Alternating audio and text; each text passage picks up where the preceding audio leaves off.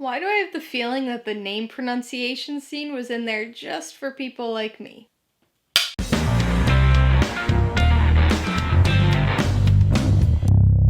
Hey everybody, welcome to Mainly Movies. Today I'm going to be talking about the 2019 biopic film, Tolkien.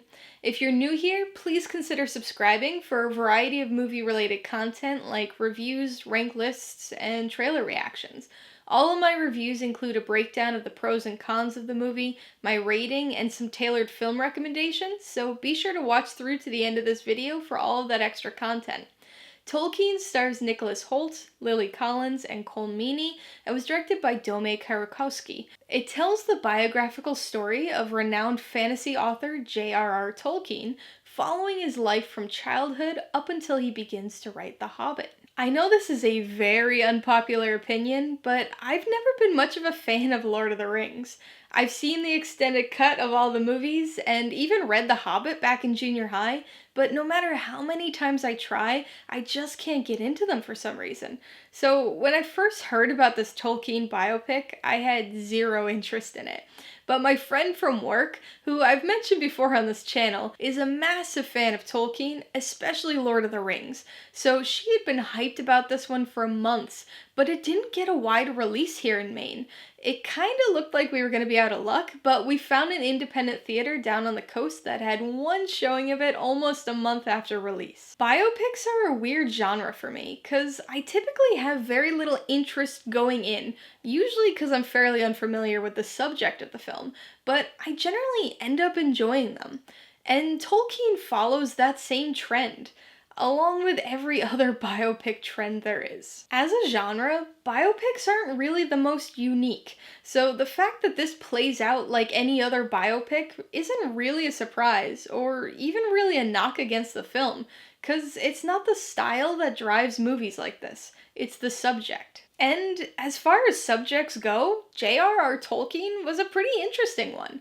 As a non-fan, I came in with absolutely no knowledge of him or his life, so I found some of the details of his formative years to be fairly interesting. I especially liked the formation and maintenance of his friend group and their club, the TCBS. The close friendship among the four members clearly served as inspiration for the four hobbits in Lord of the Rings, so seeing how impactful that friendship was on Tolkien was one of my favorite aspects of the film. Beyond the friendship, this film spends a good deal of time championing art and especially language and writing. Whether or not it's accurate, the way in which Tolkien worked and generated his stories was fascinating. Honestly, the fact that anyone could have the creativity and patience to create expansive stories and worlds like this is pretty amazing. Although an altogether sad story, I did find myself fairly invested in the recreation of Tolkien's early life, and I think Nicholas Hoult did a very good job with the role. I didn't particularly care for the stylized, fever-induced fantasy hallucinations during the war scenes, but at least it attempted to tie in the genre that Tolkien is best known for. This movie doesn't exactly break any new ground when it comes to filmmaking, but it does do a solid job of delivering its story. As a non-fan of J.R.R. Tolkien, I had a reasonably good time and never felt lost or overly bored. As a big fan, my friend certainly got a bit more out of this film than I did. Talking with her afterwards, she was very happy with the portrayal of Tolkien's life and was really excited about all the references to his novels sprinkled throughout this movie. And hey, thanks to this film, I can actually pronounce Tolkien correctly now. Alright, let's talk about the pros and cons. The biggest pro of this film was the friendship between Tolkien and the other members of the TCBS. The origins of their group was serendipitous, and their interactions as kids felt genuine, but as they grew older and their camaraderie strengthened, so did the film. The romantic plot with Edith was fine, but I repeatedly found myself most interested in the story when it came back to this group of friends, and their appreciation of art and each other's talents. A fellowship indeed. On the con side, the biggest issue for me was the utilization of the fantasy elements. Tolkien is best known for his fantasy work, so it's only fitting that aspects of that get pulled into a story about his life, but I just thought the way it was done was pretty cheesy. Maybe he really did come up with most of his Lord of the Rings stuff while hallucinating in the trenches, but I thought they could have done a better job of melding the fantasy with the story throughout, rather than just a few random times. My second con kind of builds off of the last one, and that's just that this is a very by-the-numbers biopic.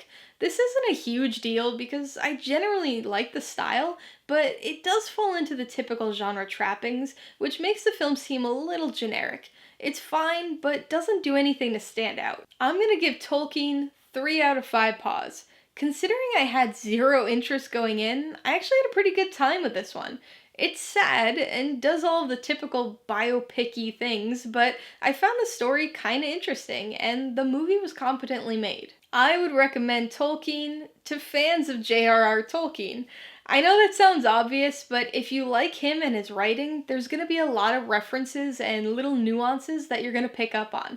Like I said, my friend, who's a big Tolkien fan, was very satisfied with this movie, and we spent about an hour afterwards talking about all the specifics she noticed.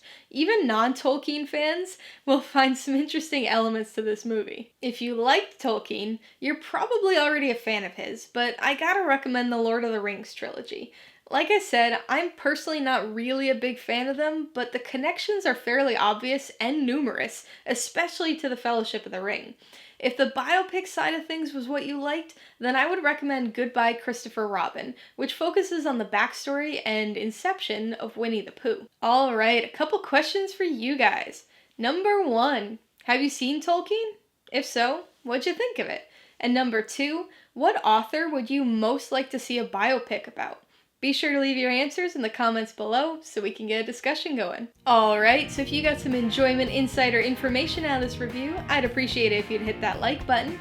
And if you haven't done so already, please hit subscribe while you're at it so you can see more videos like this. Till next time, this has been Alyssa with Mainly Movies, the way life should be.